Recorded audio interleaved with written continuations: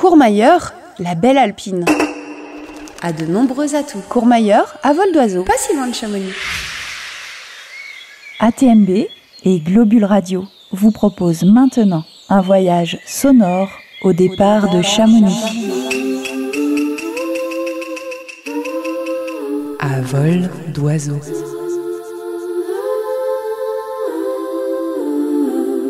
La saison 3 de la chronique Tapis volant pour étancher votre soif de mouvement au pays du Mont Blanc. Perso, je ne refuse jamais une sortie en Italie. En moins de 20 minutes, c'est la Dolce Vita qui s'offre à moi. Pourquoi je traverse, me direz-vous? Il y a 1001 raisons. La pizza, la glace, la polenta fontina, le tout arrosé de vin Val d'Autun.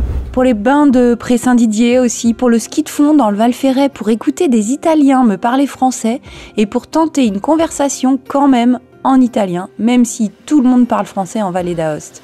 C'est la seule région francophone d'Italie, vous le saviez? Et le français, seconde langue officielle, est omniprésent. Je traverse aussi pour skier sur le côté ensoleillé du Mont Blanc ou au pied du Cervin. L'idée qu'une même région italienne, la Vallée d'Aoste donc, réunit l'envers de deux montagnes mythiques est fascinante, non? En traversant le tunnel en moins de 20 minutes, je réfléchis à l'histoire des déplacements humains en Europe.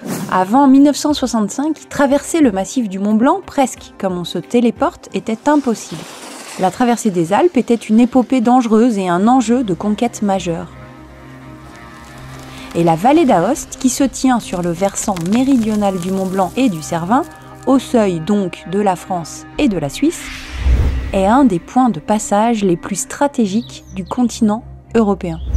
En sortant du tunnel, ce qui me frappe immédiatement, c'est le contraste des forêts entre Chamonix et Courmayeur.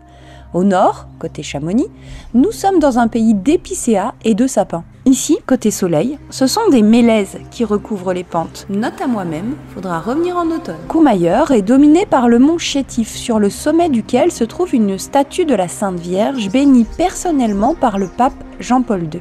Le Mont Blanc ne se dévoile pas immédiatement, car le mont Chétif, avec ses 2343 mètres d'altitude, en cache au village la vue directe. Il me faudra m'éloigner un tout petit peu pour le voir éclater en majesté.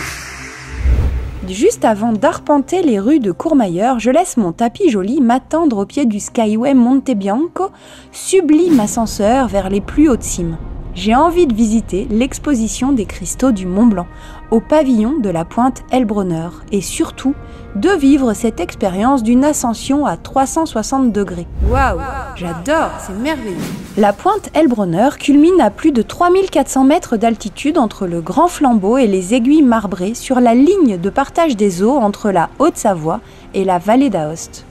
D'ici, la vue est imprenable sur la Vallée d'Aoste et sur tout le Piémont. C'est Paul Heilbronner, polytechnicien, alpiniste et géodésien, qui fut l'un des pères de la cartographie alpine française, qui lui donne son nom. Je redescends vers Entrèves, rejoindre mon tapis joli pour lui proposer, pour le retour vers Chamonix, de survoler les petites bennes panoramiques Mont Blanc qui traversent la Vallée Blanche et le glacier du Géant vers l'Aiguille du Midi. Ah là, au pavillon, station intermédiaire du Skyway, mon tapis m'attend au jardin botanique alpin Saussure, inauguré en 1987. Le jardin, à 2173 mètres d'altitude, est le plus haut d'Europe. Il porte le nom de la fleur Saussurea alpina, appelée ainsi en l'honneur du scientifique genevois Horace Bénédict de Saussure, vous l'aurez compris. On survole les 7000 m² de jardin avant de redescendre jusqu'à La Palue par les pâturages puis les bois.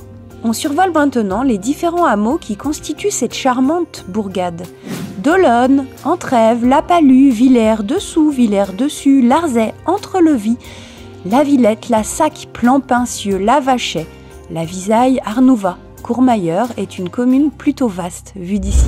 Nous pénétrons maintenant le centre historique de Courmayeur. Ici, l'architecture traditionnelle valdôtaine a été parfaitement préservée, notamment les toits de lauze sur lesquels somnole le soleil méridional. Face à l'église Saint-Pantaléon, rebâtie au XVIIIe siècle suite à un éboulement, trône la très belle maison de la Société des guides de Courmayeur.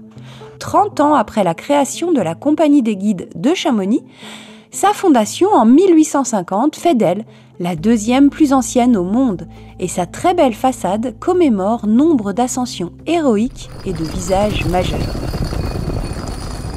Sur la place Abbé-Henri, ce musée dédié au guide de montagne courmayeurin a été voulu par Louis-Amédée de Savoie, duc des Abruzzes, et inauguré en 1929. On y voit entre autres la statue de la Vierge du Mont Blanc du Tacu, frappée par la foudre. On y voit aussi les chaussures en peau de renne utilisées lors de l'expédition au K2 de 1954. En ressortant, mon tapis m'attend sur le parvis de l'église. Cette église a une forme de basilique à 3 nefs couverte de voûtes en croisée et soutenue par 6 pilastres carrés. Le chœur, peu profond, présente une abside rectiligne. L'autel majeur, datant du XVIIIe siècle, en marbre noir, est intéressant. Il faut également signaler un tableau représentant le martyre de Saint-Sébastien. Une inscription, dans la chapelle, située à gauche du chœur, rappelle le séjour à Courmayeur du prince Humbert de Savoie et de la princesse Marie-Josée en 1930, à l'occasion de leur lune de miel. Et quoi de mieux pour une lune de miel que de s'offrir un petit spa ?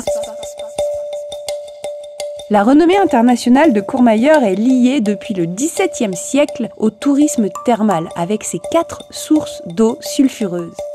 Au milieu du XIXe siècle, les rois d'Italie y séjournaient régulièrement. Pour moi, qui suis une inconditionnelle des spas d'exception, je ne repartirai pas d'ici sans passer par les thermes de Pré-Saint-Didier, qui offrent un cadre absolument exceptionnel.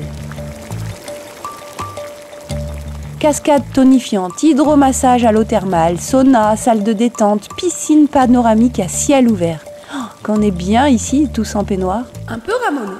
Je m'installe sur mon tapis joli pour entrer vers Chamonix par le glacier du Géant. Quelle journée! L'ambiance raffinée et authentique de Courmayeur me séduit immédiatement et me séduira toujours. Courmayeur, la belle alpine, je reviendrai. Et si vous n'avez pas de tapis volant, prenez la RN 205 au sortir de l'A40 en direction de Chamonix, puis le tunnel du Mont Blanc. À vol d'oiseau. La saison 3 de la chronique Tapis volant pour étancher votre soif de mouvement au pays du Mont Blanc. À très vite pour un nouveau voyage avec ATMB et Globule Radio.